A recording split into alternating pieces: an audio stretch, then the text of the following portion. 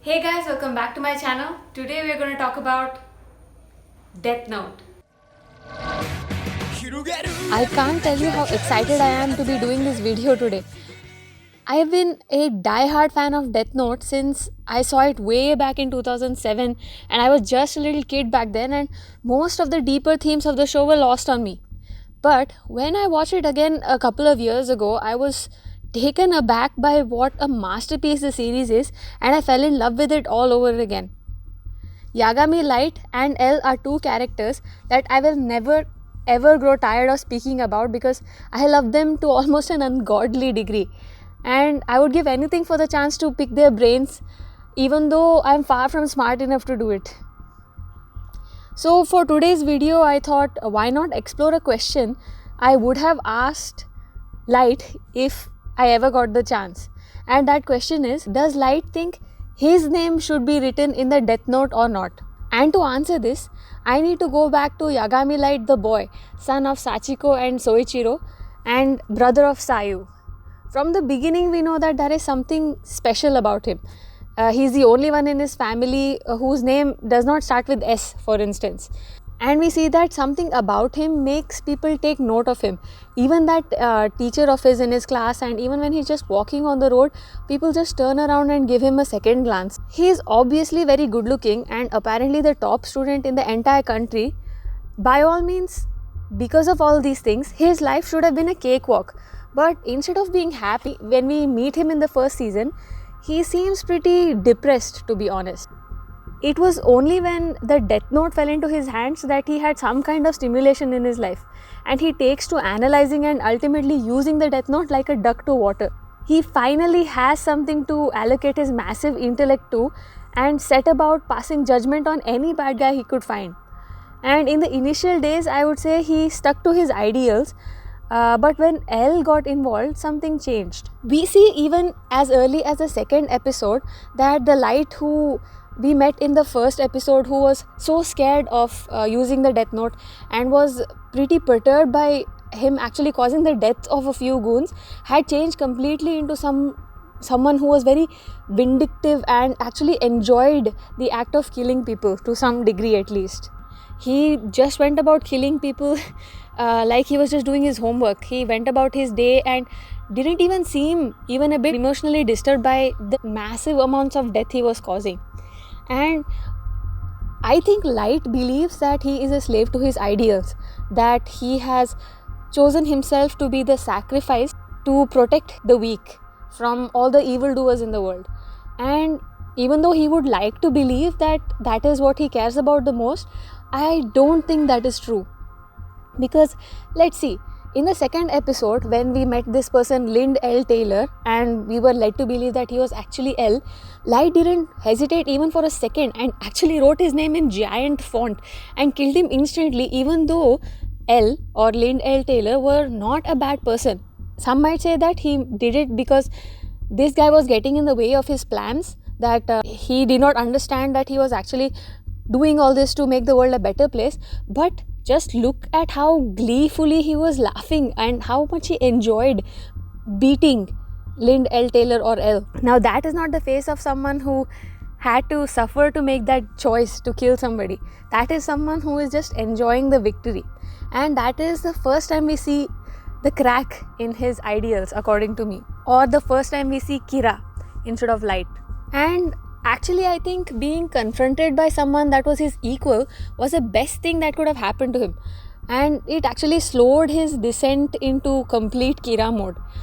As long as his mind was occupied with beating L, he was somewhat happy and would have probably stayed comparatively saner if L had lived.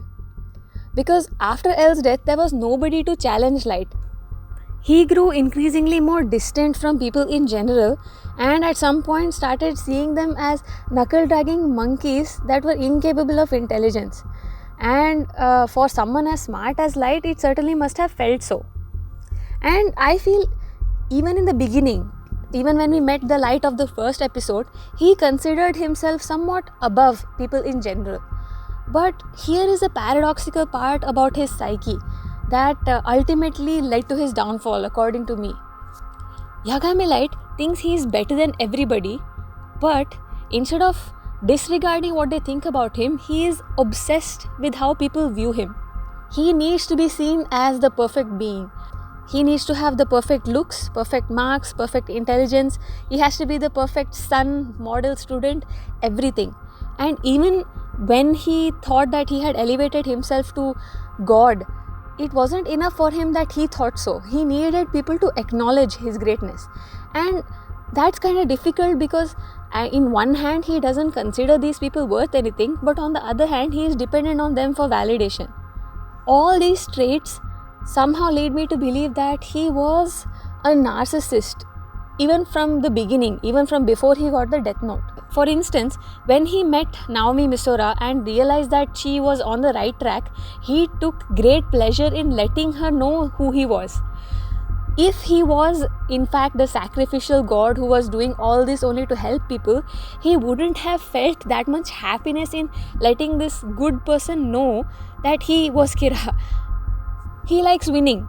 I mean, that much is clear, and L figured that out pretty early on, and he said that both of them are similar in this regard. The difference between Light and L is that both people may be intelligent, way more intelligent than your average person, but L really doesn't care about how people view him. So he sits however he wants, he dresses however he wants, but Light on the other hand is the complete opposite of this.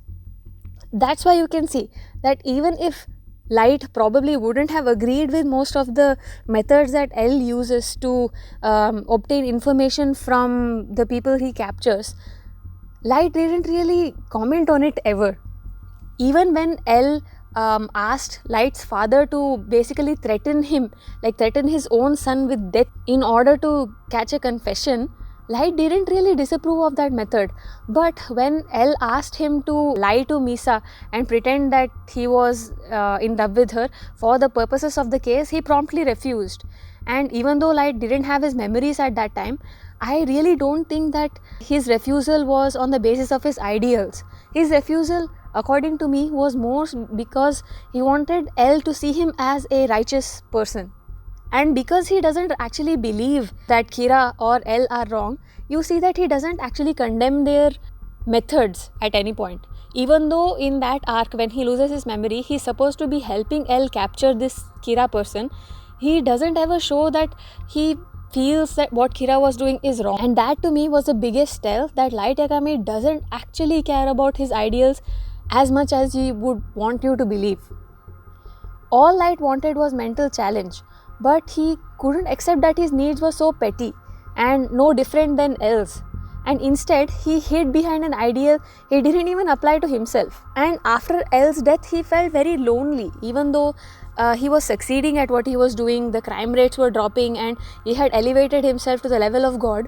But I think that was the lowest point in his life, because he didn't get any kind of mental challenge and he felt really devastated by the loss of L. It was only after the appearance of Near and Mellow that he felt like things got more interesting again. And that's where I think the answer lies. To Light, his ideals mattered a lot, but he didn't care about them as much as he cared about finding a challenge and about how he seemed to others. That is his image.